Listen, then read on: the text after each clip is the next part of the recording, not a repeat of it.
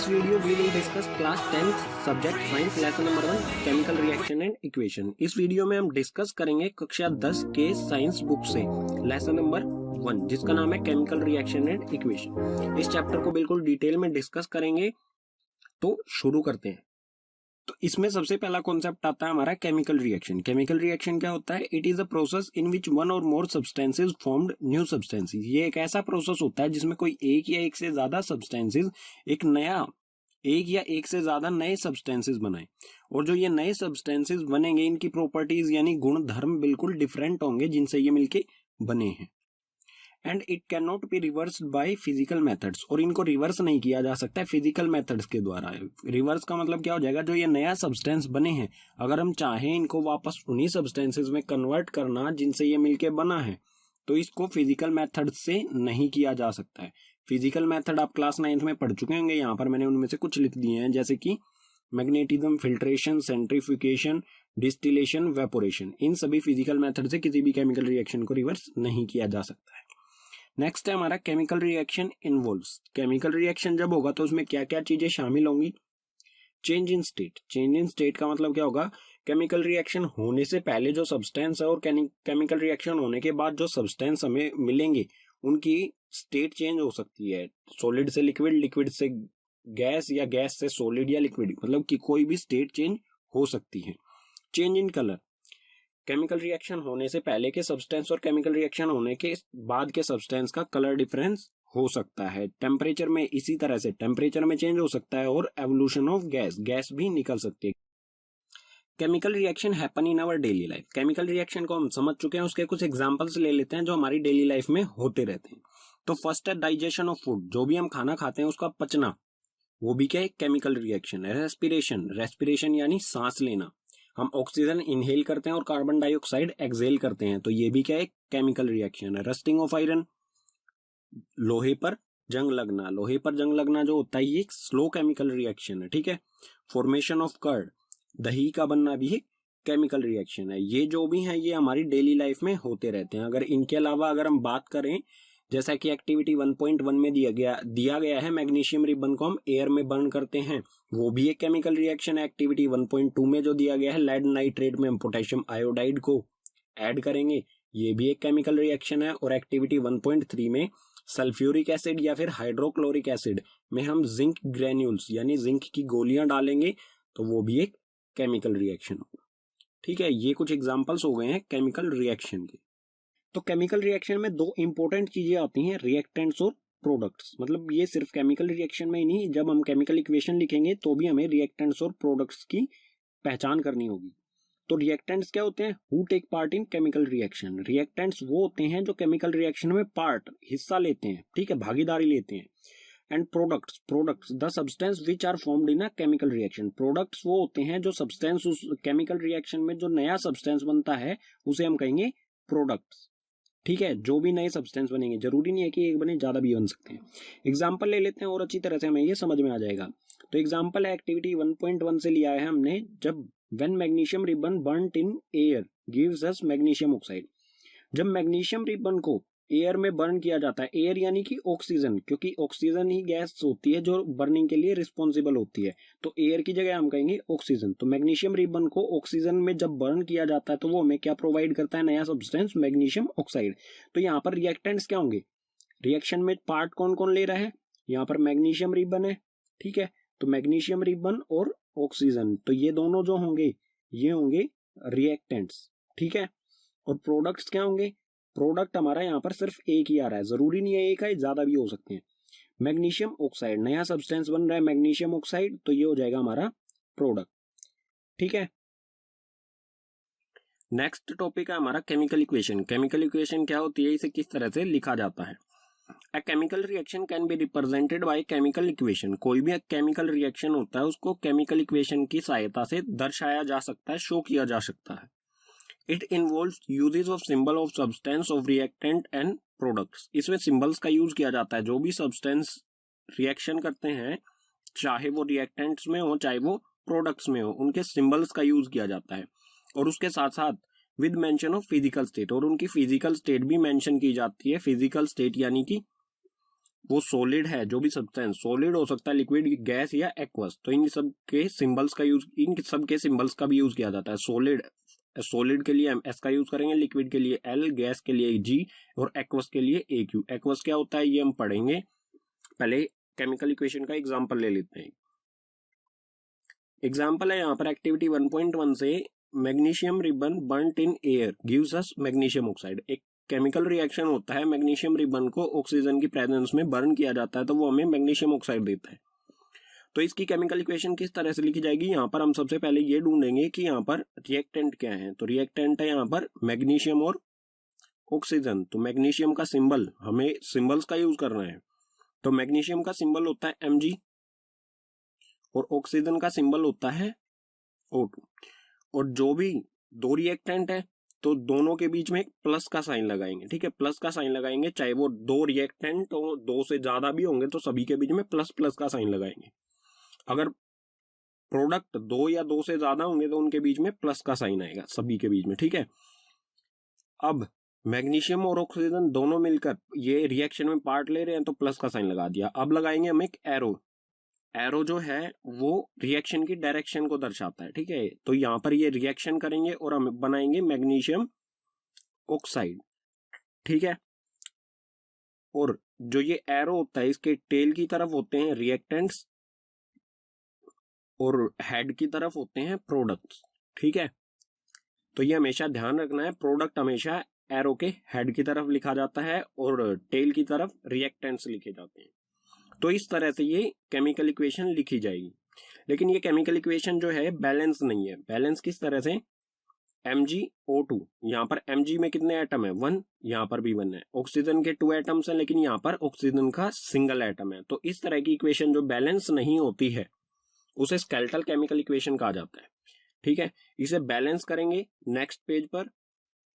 और अभी तो हमने इसकी फिजिकल स्टेट भी नहीं लिखी है, तो फिजिकल स्टेट लिखेंगे यहाँ पर Mg मैग्नीशियम क्या है, solid, S for solid, plus में O2, O2 क्या है, गैस, ठीक है, G फॉर गैस, और मैग्नीशियम MgO मैग्नीशियम ऑक्साइड, ये भी सॉलिड है, ठीक है। तो इस तरह से ये केमिकल इक्वेशन लिखी जाएगी। अब बात करते हैं एक्वस। एक्वस क्या होता है, it is a solution in which solvent is water. कोई भी चीज पानी में घुली हुई होती है, उस सब्सटेंस, सिर्फ हम उस सब्सटेंस की बात करते हैं जो पानी में घुला हुआ है, तो हम उसे कहेंगे एक्वस, ठीक है। जहां पर सॉल्वेंट वाटर होता है तो वो होगा एक्वस सॉल्यूशन। तो अब हम देखेंगे how to balance a chemical equation. Chemical equation को किस तरह से बैलेंस किया जाता है उसके लिए एग्जांपल लेंगे हम। यहाँ पर Fe प्लस H2O रिएक्शन करने के बाद क्या बना, Fe3O4 प्लस में H2। Fe जो सिंबल होता है ये होता है आयरन का। तो आयरन वाटर के साथ रिएक्शन करके आयरन ऑक्साइड यानी फेरिक ऑक्साइड, फेरिक भी कहा जाता है आयरन को, ठीक है, फेरिक ऑक्साइड बनाता है या आयरन ऑक्साइड बनाता है और हाइड्रोजन गैस उसमें से रिलीज होती है। तो इसको हम बैलेंस करके देखेंगे इसे किस तरह से, किसी भी केमिकल इक्वेशन को किस तरह से बैलेंस किया जाता है। इसका कोई स्पेसिफिक फॉर्मूला नहीं होता है, तो इसको हिट एंड ट्रायल से सोल्व करेंगे, बैलेंस करेंगे, ठीक है। तो Fe सबसे पहले हम क्या करेंगे, इसके लिए एक टेबल बनाएंगे। टेबल में क्या रखेंगे हम, एलिमेंट्स, रिएक्टेंट और प्रोडक्ट्स, ठीक है। एलिमेंट क्या है यहाँ पर, Fe ये रिएक्टेंट्स हैं और ये प्रोडक्ट्स हैं, ठीक है, ये रिएक्टेंट और ये प्रोडक्ट। तो हम यहाँ पर चेक करेंगे Fe के कितने एटम्स हैं रिएक्टेंट में और Fe के कितने एटम है प्रोडक्ट्स में। तो चेक कर लेते हैं। यहाँ पर Fe अकेला है, यहाँ पर कुछ नहीं लिखा हुआ है तो समझो Fe का यहाँ पर एक एटम है और यहाँ पर Fe के 3 एटम्स है, तो दोनों को लिख लेंगे। रिएक्टेंट में Fe का 1 एटम है और प्रोडक्ट में 3 एटम है। इसी तरह से हाइड्रोजन का चेक करेंगे। हाइड्रोजन के रिएक्टेंट में 2 है और प्रोडक्ट में भी 2 है, तो यहाँ पर 2 और यहाँ पर भी 2। अब ऑक्सीजन के चेक करेंगे। ऑक्सीजन का यहाँ पर रिएक्टेंट में 1 है और प्रोडक्ट में 4 है, तो रिएक्टेंट में 1, प्रोडक्ट में 4। केमिकल इक्वेशन को बैलेंस करने का मतलब क्या है कि जो रिएक्टेंट है और प्रोडक्ट है इन दोनों में इक्वल एटम्स होने चाहिए, ठीक है। इक्वल करना है हमें इन सबको, 1 को और 3, इन सब चीजों को हमें इक्वल करना है। तो वो किस तरह से कर सकते हैं, उसके लिए सबसे पहले हम क्या करेंगे, इसमें हम मल्टीप्लाई कर सकते हैं। तो उसके लिए सबसे पहले हम क्या करेंगे, जो भी ये एलिमेंट है या कंपाउंड है इनको ब्रैकेट में बंद करेंगे इस तरह से। ब्रैकेट में बंद करने का मतलब है कि ब्रैकेट के अंदर जो है हम उसमें कोई चेंज नहीं कर सकते हैं। जो भी हमें चेंज करना है, जो भी हमें कुछ नंबर लिखना है वो इसके आगे लिख सकते हैं, ठीक है। यहां पर लिख सकते हैं, यहां पर या यहां पर या यहां पर। तो यहां पर है Fe1 और यहां पर है 3, तो हम 1 में कितना मल्टीप्लाई करें कि 3 हो जाए, तो 3 से ही मल्टीप्लाई करेंगे, 1 3 जा 3, मतलब जो ये 3 हमें मल्टीप्लाई करना है ये कहां पर करेंगे हम, Fe के आगे, ठीक है। अगर हमने इसमें 3 मल्टीप्लाई कर दिया तो यहाँ क्या हो गया, Fe के 3 एटम्स हो गए और यहाँ भी Fe के 3 एटम्स हो गए, मतलब कि फेरिक जो है आयरन वो हो गया यहाँ पर बैलेंस। H2 देखेंगे, H2 के रिएक्टेंट में भी 2 है और प्रोडक्ट में भी 2 है, तो बैलेंस है ये पहले से ही। अब ऑक्सीजन देखते हैं, ऑक्सीजन का 1 है और 4 है, तो यहाँ हमें कितना मल्टीप्लाई करना पड़ेगा, 4, तो ये हो जाएगा 4। तो रिएक्टेंट में मल्टीप्लाई करना हमें, ठीक है। तो रिएक्टेंट में 4 है, तो यहाँ पर ऑक्सीजन है, तो ब्रैकेट के हम यहाँ पर तो चेंज कर नहीं सकते, तो हमें यहाँ पर करना पड़ेगा। और यहाँ पर अगर हमने मल्टीप्लाई किया तो ये H2 में भी मल्टीप्लाई होगा और ऑक्सीजन में, तो 4 ऑक्सीजन क्या क्या हो गया 4, लेकिन ये हाइड्रोजन में भी मल्टीप्लाई हुआ है तो हाइड्रोजन में भी 4 से मल्टीप्लाई करेंगे और ये हो गया 8। मतलब जब हमने ऑक्सीजन को बैलेंस किया तो हमारा हाइड्रोजन अनबैलेंस हो गया। अगर इसको हाइड्रोजन को भी बैलेंस करना है तो हम यहाँ तो कोई चेंज कर नहीं सकते, हम जाएंगे प्रोडक्ट की तरफ। प्रोडक्ट में H2 है, अगर हम यहाँ पर 4 से मल्टीप्लाई कर दें, इसको 4 से मल्टीप्लाई कर दे तो ये हो जाएगा 8। तो यहाँ पर हमने लिख दिया है 4 4 टू द 8, ये हो गई बैलेंस इक्वेशन। अब इसको फिजिकल स्टेट, इसकी फिजिकल स्टेट के साथ इसे दोबारा लिखेंगे, ठीक है। फिजिकल स्टेट मैंने पीछे वाले पेज पर समझा ही दिया था, जैसे कि solid, S for solid, L for liquid, G for gas और AQ मींस एक्वस।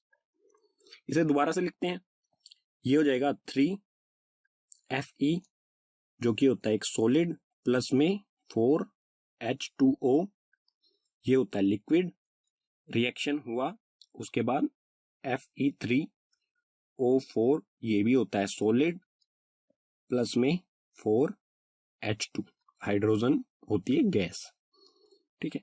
ये हो गया हमारी प्रॉपर बैलेंस केमिकल इक्वेशन, ठीक है, जिसमें सभी की फिजिकल स्टेट मेंशन होगी और सभी एटम्स दोनों साइड में, लेफ्ट हैंड साइड यानी कि रिएक्टेंट्स में और प्रोडक्ट्स में बिल्कुल इक्वल होंगे, ठीक है। ये तो थोड़ी सी हमारी होगी कॉम्प्लेक्स, थोड़ी बड़ी कैलकुलेशन जिसके लिए हमें टेबल बनाना पड़ा। एक छोटा सा और एग्जांपल ले लेते हैं एक्टिविटी 1.1 से। मैग्नीशियम Mg प्लस O2 ये बनाता है मैग्नीशियम ऑक्साइड MgO। हम पीछे वाले पेज पर ये इक्वेशन लिख चुके थे, लेकिन ये बैलेंस नहीं थी हमारी पीछे वाले पेज पर, तो इसे बैलेंस किस तरह से करेंगे। O2 यहाँ पर है, मतलब मैग्नीशियम तो यहाँ पर बैलेंस है, दोनों तरफ 1 1 है।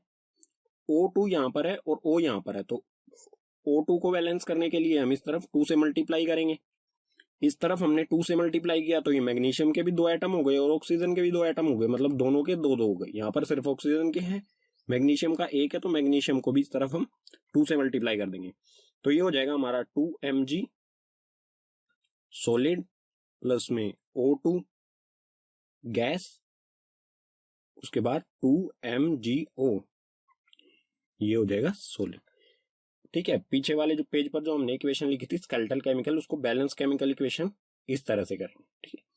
तो आप प्रैक्टिस जितनी ज्यादा केमिकल इक्वेशन को बैलेंस करने की प्रैक्टिस करेंगे उतना ही बिल्कुल आपके लिए आसान हो जाएगा। अगर आप प्रैक्टिस करेंगे अच्छी तरह से तो आपको इस तरह का टेबल बनाने की जरूरत नहीं पड़ेगी। तो केमिकल इक्वेशन को हमने बैलेंस किया, लेकिन हमने क्यों किया बैलेंस ये जानना जरूरी है। तो इस पेज पर हम पढ़ेंगे why do we need to balance a chemical equation, chemical equation को बैलेंस करने की जरूरत क्यों पड़ती है। उसके लिए सबसे इंपॉर्टेंट रीजन है law of conservation of mass. ये लॉ जो आप क्लास 9th में पढ़ चुके होंगे, ये क्या कहता है, matter can neither be created nor destroyed in a chemical reaction. Matter जो होता है वो ना तो पैदा किया जा सकता है ना ही उसे डिस्ट्रॉय किया जा सकता है किसी भी केमिकल रिएक्शन में। इसका मतलब क्या होगा, जितने एटम्स रिएक्टेंट्स में उतने एटम्स ही प्रोडक्ट्स में होंगे, ठीक है। तो रिजल्ट निकलता है इससे, so number of elements involved in chemical reaction, जितने भी एलिमेंट्स केमिकल रिएक्शन में इन्वॉल्व होते हैं should remain same at reactant and product, वो बिल्कुल इक्वल होंगे रिएक्टेंट और प्रोडक्ट साइड में, ये दोनों बिल्कुल इक्वल होंगे, ठीक है। नेक्स्ट टॉपिक है हमारा types of chemical reaction. Chemical reaction कितने टाइप्स का होता है, तो सबसे पहला टाइप होता है केमिकल रिएक्शन का कॉम्बिनेशन रिएक्शन। कॉम्बिनेशन रिएक्शन क्या होता है, the reaction in which 2 or more reactants combine to form a single product. ये एक ऐसा रिएक्शन होता है जिसमें 2 या 2 से ज्यादा रिएक्टेंट्स, मतलब 2 या 2 से ज्यादा सब्सटेंसेस मिलकर कोई एक नया सिंगल सब्सटेंस बनाए, ठीक है। कोई एक सिंगल नया सब्सटेंस बनाएंगे, नया प्रोडक्ट बनाएंगे, उसे हम कहेंगे कॉम्बिनेशन रिएक्शन। इसकी इक्वेशन किस फॉर्म में होगी, जैसे ए और बी, यहाँ पर दो रिएक्टेंट्स हैं हमारे ए और बी, वो मिलकर केमिकल रिएक्शन करेंगे ये, और ए बी एक सिंगल प्रोडक्ट हमारा बनाएंगे, तो उसे कहा जाएगा कॉम्बिनेशन रिएक्शन। इसकी इक्वेशन कुछ इस फॉर्म में होगी। इसके एग्जांपल्स ले लेते हैं और अच्छी तरह से इसे समझने के लिए। तो फर्स्ट है बर्निंग ऑफ कोल। कोल को जब बर्न किया जाता है तो उस कोल होता है कार्बन, तो कार्बन का सिंबल होता है सी, और बर्निंग के लिए गैस कौन सी रिस्पॉन्सिबल होती है, ऑक्सीजन। तो कार्बन प्लस ऑक्सीजन दो रिएक्टेंट्स है हमारे ये, और एक सिंगल प्रोडक्ट बनाएंगे ये CO2 गैस। ठीक है, तो दो रिएक्टेंट्स एक सिंगल प्रोडक्ट बना रहे हैं, तो ये होगा कॉम्बिनेशन रिएक्शन। इसी तरह से सेकंड एग्जांपल है फॉर्मेशन ऑफ वाटर, पानी का बनना। पानी किस तरह से बनता है, हाइड्रोजन गैस और ऑक्सीजन गैस दोनों रिएक्शन करते हैं और एक सिंगल प्रोडक्ट बनाते हैं H2O, और H2O जो होता है ये होता है लिक्विड। ठीक है, और यहाँ पर आप ये भी देख सकते हैं कि दो गैसेस एक लिक्विड बना रही हैं, तो यहाँ पर स्टेट भी चेंज हो रही है। तो फॉर्मेशन यहाँ पर भी दो रिएक्टेंट्स हैं और एक सिंगल प्रोडक्ट बना रहे हैं वाटर, तो ये भी क्या होगा, एक कॉम्बिनेशन रिएक्शन। ठीक है, तो केमिकल रिएक्शन का सेकंड टाइप है डिकम्पोजिशन रिएक्शन। डिकम्पोजिशन रिएक्शन क्या होता है, in this reaction a compound splits into 2 or more substances is called decomposition reaction. इस रिएक्शन में कोई एक सिंगल कंपाउंड या सिंगल रिएक्टेंट स्प्लिट हो जाता है, बट जाता है दो या दो से ज्यादा सब्सटेंसेस में, या कह सकते हैं प्रोडक्ट्स में। जब कोई सिंगल रिएक्टेंट दो अलग अलग प्रोडक्ट्स में डिवाइड हो जाता है तो उसे कहेंगे हम डिकम्पोजिशन रिएक्शन। जैसे हमारा एक सब्सटेंस है ए, केमिकल रिएक्शन होता है और ये दो अलग अलग सब्सटेंस बी और सी में बट जाता है, डिवाइड हो जाता है, तो इसे कहा जाएगा डिकम्पोजिशन रिएक्शन। और डिकम्पोजिशन रिएक्शन कितने टाइप्स का होता है, 3 टाइप्स का। सबसे पहले है थर्मल डिकम्पोजिशन रिएक्शन, सेकंड है इलेक्ट्रोलाइटिक डिकम्पोजिशन रिएक्शन, और थर्ड है फोटोलाइसिस डिकम्पोजिशन रिएक्शन। इनके बारे में डिटेल में पढ़ते हैं नेक्स्ट पेज पर विद एग्जांपल्स। तो डिकम्पोजिशन रिएक्शन का फर्स्ट टाइप है हमारे सामने थर्मल डिकम्पोजिशन। थर्मल डिकम्पोजिशन क्या होता है, when decomposition is carried out by heating. ऐसा डिकम्पोजिशन जो हीट के द्वारा कैरी किया जाता है, मतलब हीट के द्वारा उसे हम अलग अलग करते हैं। तो इसका एग्जांपल ले लेते हैं और अच्छी तरह से समझ में आ जाएगा। कैल्शियम कार्बोनेट, कैल्शियम कार्बोनेट एक सिंगल रिएक्टेंट है। ठीक है, इसको जब हम हीट करेंगे, डिकम्पोजिशन जो हीट के द्वारा किया जाए, तो कैल्शियम कार्बोनेट को जब हीट किया जाएगा तो ये दो अलग अलग प्रोडक्ट्स में डिवाइड हो जाएगा। फर्स्ट होगा कैल्शियम ऑक्साइड और सेकंड होगा CO2 कार्बन डाइऑक्साइड। दो अलग अलग प्रोडक्ट्स में डिवाइड हो जाए तो उसे कहा जाएगा थर्मल डिकम्पोजिशन। ठीक है, जो हीट के द्वारा किया जाए। सेकंड है हमारे सामने electrolytic decomposition. Electro means electricity, तो इसी वर्ड से आप समझ सकते हैं when decomposition is carried out by passing electricity. जब ये डिकम्पोजिशन किस तरह से होता है, इलेक्ट्रिसिटी पास करने से। ठीक है, जैसा कि एग्जांपल ले लेते हैं H2O इट मीन्स वाटर में से जब हम इलेक्ट्रिक करंट पास करेंगे तो उसमें से दो गैसेस निकलती हैं, हाइड्रोजन गैस और ऑक्सीजन गैस। मतलब वाटर जो होता है वो किस में कन्वर्ट हो जाता है, हाइड्रोजन और ऑक्सीजन, दो अलग अलग प्रोडक्ट्स में कन्वर्ट हो जाता है। तो एक सिंगल प्रोडक्ट जब इलेक्ट्रिक करंट से दो अलग अलग प्रोडक्ट्स में कन्वर्ट हो जाता है तो उसे कहा जाता है इलेक्ट्रोलाइटिक डिकम्पोजिशन रिएक्शन। ठीक है, डिकम्पोजिशन रिएक्शन का थर्ड टाइप है फोटोलाइसिस डिकम्पोजिशन। फोटोलाइसिस डिकम्पोजिशन क्या होता है, when decomposition is carried out in presence of sunlight. ऐसा डिकम्पोजिशन जो कि सनलाइट की वजह से होता है उसे कहा जाता है फोटोलाइसिस डिकम्पोजिशन। ठीक है, इसका एग्जांपल ले लेते हैं यहाँ पर सिल्वर क्लोराइड। Ag सिल्वर का सिंबल होता है, तो सिल्वर क्लोराइड को जब हम सनलाइट में रखेंगे तो वो क्या हो जाएगा, किस में कन्वर्ट हो जाएगा, सिल्वर और क्लोरीन दोनों अलग अलग हो जाएंगे। तो यहाँ पर क्या हो रहा है, एक सिंगल कंपाउंड को हम जब सनलाइट में रखेंगे तो वो दो अलग अलग एलिमेंट्स में डिवाइड हो जाता है, तो उसे कहा जाता है फोटोलाइसिस डिकम्पोजिशन, जो सनलाइट की वजह से होता है। ठीक है, इसका यूज कहां पर किया जाता है, तो ये रिएक्शन किया है हमने, इसका यूज कहां पर किया जाता है, above reaction is used in black and white photography. जो सिल्वर क्लोराइड को सनलाइट में पुट करके सिल्वर और क्लोरीन में डिवाइड किया जाता है, इसका use black and white photography में यूज होता है। ठीक है, ये इंपॉर्टेंट है, ये कई बार एग्जाम में पूछा जा चुका है। केमिकल रिएक्शन का थर्ड टाइप है डिस्प्लेसमेंट रिएक्शन। ये क्या होता है? The reaction in which more reactive element displaces less reactive element from its solution. इसमें कोई ज्यादा रिएक्टिव एलिमेंट कम रिएक्टिव एलिमेंट को डिस्प्लेस कर देता है, हटा देता है उसी के सॉल्यूशन में से। लेस रिएक्टिव एलिमेंट के सॉल्यूशन में से लेस रिएक्टिव एलिमेंट को ही हटा देता है, उसे कहा जाता है डिस्प्लेसमेंट रिएक्शन। एग्जांपल ले लेते हैं इसका यहाँ पर Fe, it means iron, iron plus CuSO4 copper sulphate. Reaction होने के बाद क्या बन जाएगा? ये आयरन सल्फेट प्लस में Cu। तो इस रिएक्शन में क्या हुआ? कॉपर सल्फेट का सॉल्यूशन है, इसमें एलिमेंट है कॉपर और कॉपर सल्फेट का सॉल्यूशन है आयरन। जब इसमें डाला जाएगा, आयरन को इसके साथ रिएक्शन कराया जाएगा, तो ये क्या करेगा? कॉपर को ही अलग कर देगा, ठीक है, क्योंकि आयरन जो है वो ज्यादा रिएक्टिव होता है कॉपर से, तो ये आयरन है कॉपर को अलग कर देगा इसी के सॉल्यूशन में से। तो यहाँ पर क्या हो जाएगा? FeSO4, मतलब यहाँ पर जो Cu था उसको इसने अलग कर दिया, Fe ने अलग कर दिया इसी के सॉल्यूशन में से, तो FeSO4 बना और Cu बिल्कुल अलग हो जाएगा, ठीक है। तो इस तरह के रिएक्शन को कहा जाएगा डिस्प्लेसमेंट रिएक्शन, जब कोई high reactive element less reactive element को डिस्प्लेस कर देता है उसी के सॉल्यूशन में से। इसको और अच्छी तरह से एक्सप्लेन कर देता हूं क्योंकि यह अक्सर एग्जाम में आपसे पूछा जाता है। तो एक टेस्ट ट्यूब लेंगे, एक्सपेरिमेंट है ये, ठीक है, टेस्ट ट्यूब है, टेस्ट ट्यूब में कॉपर सल्फेट सॉल्यूशन लेंगे, ठीक है, ये टेस्ट ट्यूब A है, इसमें कॉपर सल्फेट सॉल्यूशन लिया। कॉपर सल्फेट सॉल्यूशन जो है वो ब्लू कलर का होता है। जब इसमें एक आयरन नेल, ये एक आयरन नेल है, आयरन नेल को जब हम इसमें टेस्ट ट्यूब A में डालेंगे तो ये इसका कलर ग्रीनिश हो जाएगा, ठीक है। जब इसमें डालेंगे तो इसका कलर इस तरह का चेंज हो जाएगा, जो कि सेकंड टेस्ट ट्यूब आपको दिख रही है, इस तरह का ये कलर हो जाएगा। और आयरन नेल जब कुछ देर बाद इससे निकालेंगे तो आयरन नेल पहले तो शाइनी कलर थी, उसके बाद हो जाएगी ब्राउनिश कलर की। ये क्यों हो गई? क्योंकि इस पर जो है सल्फेट सॉल्यूशन, क्योंकि इस पर सल्फेट का लेयर आ जाती है आयरन नेल के ऊपर। और ये ग्रीन कलर क्यों हो जाता है? क्योंकि ये सिर्फ इसमें कॉपर बचता है, जो भी सल्फेट होता है वो आयरन नेल पर चला जाता है, ठीक है, इस वजह से इसका कलर ग्रीन हो जाता है। आपसे क्वेश्चन कई बार एग्जाम में इस तरह का क्वेश्चन पूछा गया है। तो कॉपर सल्फेट के सॉल्यूशन में जब आयरन नेल को डाला जाता है तो वो ग्रीन कलर का हो जाता है। क्यों होता है? क्योंकि उसमें आयरन जो है वो, क्योंकि वो आयरन कॉपर सल्फेट सॉल्यूशन में से कॉपर को डिस्प्लेस कर देता है, ठीक है। केमिकल रिएक्शन का फोर्थ टाइप है डबल डिस्प्लेसमेंट रिएक्शन। ये क्या होता है? A reaction in which new compounds are formed by mutual exchanges of ions between two compounds। इसमें आयंस का एक्सचेंज होता है। ऐसा रिएक्शन जिसमें आयंस के एक्सचेंज होने से नए कंपाउंड्स बने, ठीक है, उसे कहेंगे हम डबल डिस्प्लेसमेंट रिएक्शन। इसका एग्जांपल ले लेते हैं, आप और अच्छी तरह से समझ जाएंगे।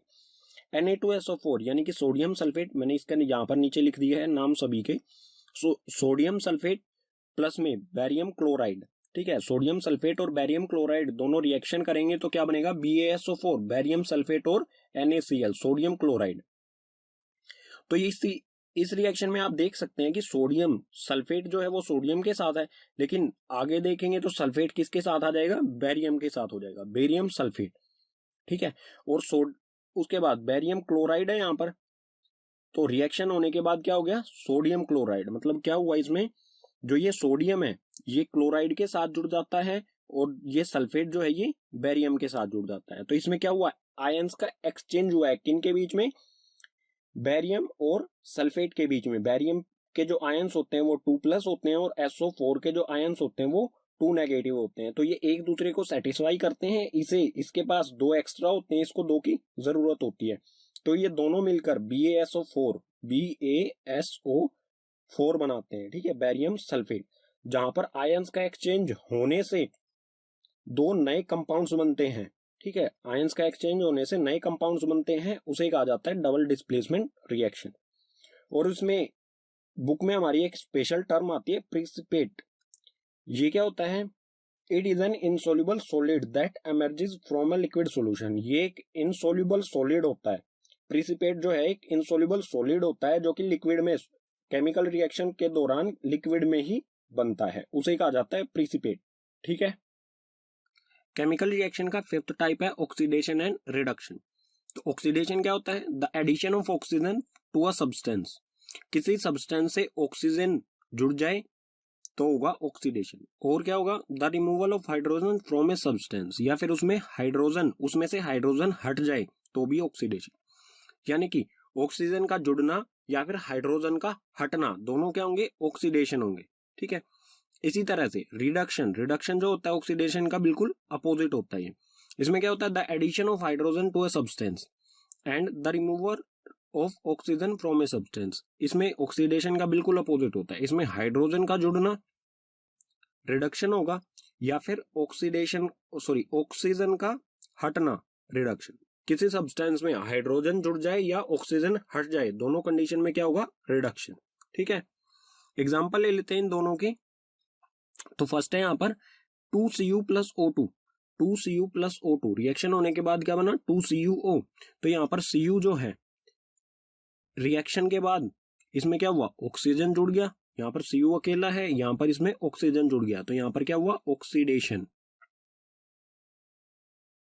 ठीक है, तो किसी में भी ऑक्सीजन जुड़ जाता है तो वो क्या होता है, ऑक्सीडेशन।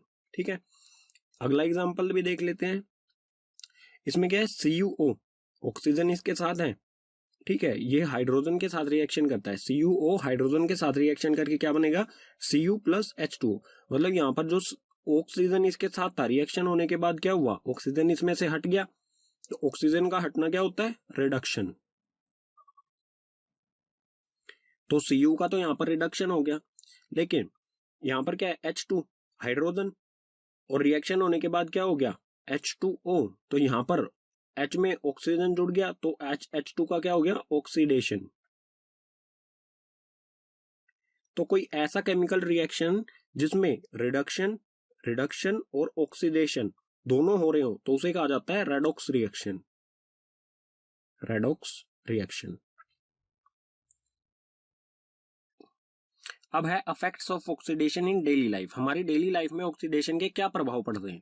तो सबसे पहला कोरोजन। कोरोजन क्या होता है, when a metal is expose to substance such as moisture, air, water, acid etcetera for some time. कोई मेटल मॉइस्चर यानी कि नमी, एयर, वाटर, एसिड, इन सब चीजों के संपर्क में आता है कुछ समय तक, तो a layer of oxide is formed which weakens the metal, hence metal is said to be corrode. तो इसके ऊपर एक लेयर बन जाती है, ऑक्साइड की एक लेयर बन जाती है जो कि मेटल को कमजोर कर देती है, वीकन्स कर देती है मतलब कमजोर कर देती है। और जब ये मेटल को कमजोर कर देती है तो उसे कहा जाता है कोरोड। ठीक है, इसका एग्जाम्पल लेंगे, एग्जाम्पल से आप बिल्कुल अच्छी तरह से समझ जाएंगे। एग्जाम्पल है रस्टिंग ऑफ आयरन, आयरन पर जंग लगना। आयरन मीन्स लोहा, लोहे को लोहा जब एयर या वाटर के कांटेक्ट में आता है तो इस पर क्या होता है, एक ब्राउन लेयर बनने लग जाती है, ऑक्साइड लेयर होती है। ठीक है, ऊपर से ब्राउनिश होने लग जाता है सरफेस, जो ऑक्साइड लेयर होती है, और वो आयरन को कमजोर कर देती है। इसी तरह की कोटिंग जो सिल्वर पर लेयर बनने लग जाती है, सिल्वर पर ब्लैक लेयर बनने लग जाती है। ठीक है, और इसी तरह से कॉपर जो होता है उस पर ग्रीन कोटिंग हो जाती है। ये सभी क्या है, कोरोजन। इन सब का क्या हो रहा है, कोरोड। ठीक है, और कोरोजन से अगर हमें किसी मेटल को बचाना है तो हमें क्या करना पड़ेगा, पेंटिंग, उस पर हमें पेंट अप्लाई करना होगा या फिर ग्रीसिंग। इन दोनों चीजों में, पेंटिंग और ग्रीसिंग में क्या होता है, जो भी मेटल है वो किसके कांटेक्ट में, एयर, वाटर या फिर और किसी अन्य चीज के कांटेक्ट में नहीं आता है। ठीक है, सेकंड इफेक्ट है हमारा रेंसिडिटी। रेंसिडिटी क्या होता है, the oxidation of fats and oil when expose to air is known as rancidity.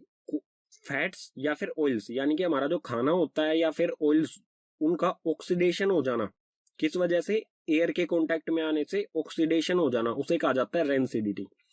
इसके कारण क्या होता है, it leads to bad smell. इसके कारण क्या होता है, स्मेल, बुरी सी स्मेल आने लग जाती है जो भी फूड होता है, और उसका टेस्ट भी बेकार हो जाता है, बैड टेस्ट हो जाता है फूड का। ठीक है, तो इससे बचने, रेंसिडिटी जो है, इससे बचने के लिए क्या किया जाता है, फूड पैकेट्स, जो फूड पैकेट्स आते हैं, या फिर जैसे आप चिप्स पैकेट का एग्जांपल ले सकते हैं। चिप्स पैकेट होते हैं, अगर उसमें गैस डाली जाती है नाइट्रोजन, मतलब जो चिप्स पैकेट्स होते हैं उसमें से ऑक्सीजन गैस को निकाल के नाइट्रोजन गैस उसमें डाल दी जाती है, और जो नाइट्रोजन गैस होती है ये रेंसिडिटी से बचाती है। अगर नाइट्रोजन गैस नहीं डालेंगे तो जो चिप्स वगैरह होंगे वो बिल्कुल गल जाएंगे, अंदर खराब हो जाएंगे। उसको पैकेट को आप खोलोगे तो उसमें से बहुत बुरी सी स्मेल आएगी और टेस्ट भी उसका खराब हो जाएगा, वो बिल्कुल बेकार हो जाएंगे, खाने लायक नहीं रहेंगे। तो इससे बचने के लिए उसमें नाइट्रोजन गैस डाली जाती है जो कि ऑक्सीडेशन को, फूड को ऑक्सीडेशन होने से बचाती है।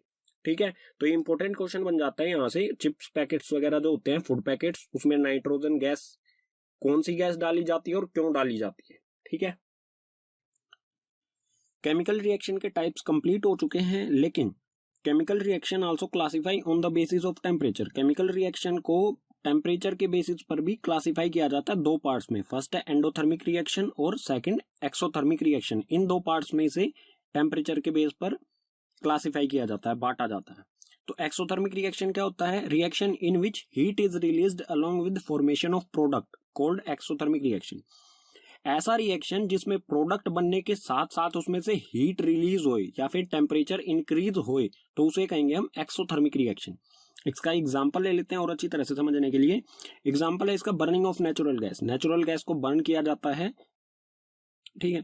तो नेचुरल गैस होती है CH4 जिसे मीथेन कहा जाता है। मीथेन गैस को ऑक्सीजन की प्रेजेंस में बर्न करेंगे तो ये बनेगा CO2 कार्बन डाइऑक्साइड गैस बनेगी और H2O गैस। H2O वाटर होता है लेकिन ये गैस की फॉर्म में है, मतलब वेपर की फॉर्म में है।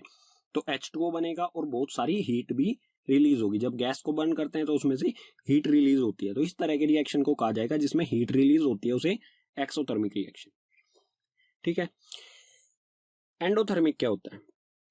अब है endothermic reaction, the reaction which require energy in form of heat, light और इलेक्ट्रिसिटी कॉल्ड एंडोथर्मिक रिएक्शन। ऐसा रिएक्शन जिसको कराने के लिए एनर्जी की जरूरत पड़ती है उसे कहा जाता, किस तरह की एनर्जी?